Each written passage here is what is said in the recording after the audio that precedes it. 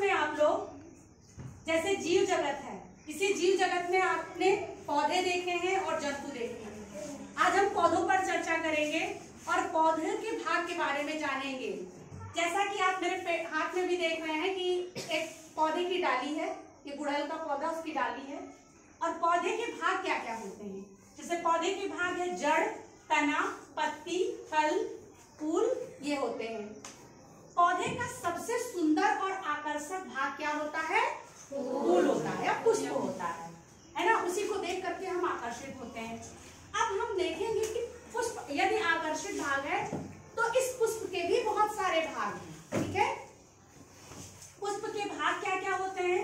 पुष्पवृंत, बाह्यदल, दल, पुंकेसर तथा स्त्री केसर होते हैं। जैसा कि आप मेरे हाथ में गुड़हल का फूल देख रहे हैं, सभी बच्चों के हाथ में भी गुड़हल का फूल है। आप लोग भी मेरे साथ देखेंगे कि ये पतली डंडी है गुड़हल के फूल में, ये आपका पुष्पवृंत है। क्या है? पुष्पवृंत। गुड़हल के फूल की ही तरह अन्य पुष्पों में भी पुष्पवृंत पाया जाता है, ठीक है। इसी तरह से आप आगे देखेंगे तो ये देख रहे हैं, ये जो ऊपर की तरफ हरे रंग के हैं, 1 2 3 4 5, ये क्या कहलाते हैं? बाह्य दल कहलाते हैं। पहले ये पुष्पवृंत, फिर ये बाह्य दल, और बाह्य दल के जस्ट ऊपर आपका है ये जो रंगीन भाग होता है। किसी भी पुष्प के रंगीन भाग ही उसके दल कहलाते हैं। जैसे गुड़हल के में हम गिनेंगे दलों की संख्या कितनी है, और गुड़हल के फूल में दल किस रंग का है? लाल का। तो दलों की संख्या, इस एक को हम एक दल बोलेंगे। बोले 1 2 3 4 5, यानी गुड़हल के फूल में दलों की संख्या कितनी है? 5। ये दलों की संख्या आपकी 5 है। अगला आता है पुंकेसर तथा स्त्री केसर। अब पुंकेसर क्या होता है और स्त्री केसर क्या होता है? किसी भी पुष्प में, जैसे कि हमने गुड़हल का फूल लिया है, गुड़हल का पुष्प है, इसमें इसी एक पुष्प में मादा भाग और नर भाग दोनों पाए जाते हैं। अब हम देखते हैं कि इस पुष्प का मादा भाग क्या होता है।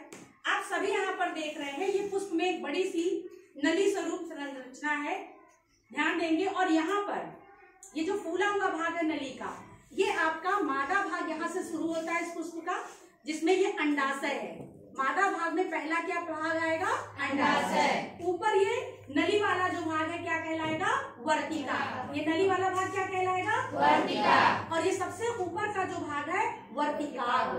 तो फिर से दोहराएंगे बच्चों, बोलिए अंडाशय, अंडाशय, वर्तिका, वर्तिका, वर्तिकाग्र, वर्तिकाग्र। ये तीनों जो भाग है ये मादा जननांग है, इस पुष्प के मादा भाग है, ठीक है। अब हम आते हैं कि इसी पुष्प में नर भाग कौन सा है। आप सभी यहाँ देख रहे हैं कि ये जो हमारा वर्तिका की नली समान संरचना है, इसमें जो है बहुत सारे पीले रंग की संरचना लगी हुई है और छोटे छोटे इस तरह से आकार में निकले हुए देख रहे हैं सभी लोग। हल्के पीले रंग के आगे में उभार है और एक पतली पतली संरचनाएं ऐसे निकली हुई है कई सारी, तो उसको हम पुंकेसर कहते हैं। क्या कहते हैं? पुंकेसर। और पुष्प का पुंकेसर पुष्प का नर भाग होता है। और इस पुष्प के पुंकेसर के ऊपर में जो है ये जो पीली ऐसी संरचना है, ये परागकण है। क्या है? परागकण।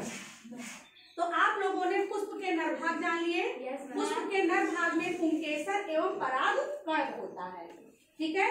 तो सभी बच्चों एक बार हम लोग दोहराएंगे पुष्प के सारे भाग, आप लोग भी दोहराएंगे। बोलिए पुष्पवृंत, पुष्पवृंत, बाह्यदल, बाह्यदल, दल, दल, मादा जननांग, मादा जननांग, अंडाशय, अंडाशय, वर्तिका, वर्तिका, वर्तिकाग्र, वर्तिकाग्र, नर जननांग, नर जननांग, पुंकेसर, पुंकेसर, परागकण, परागकण। समझ में आ गया?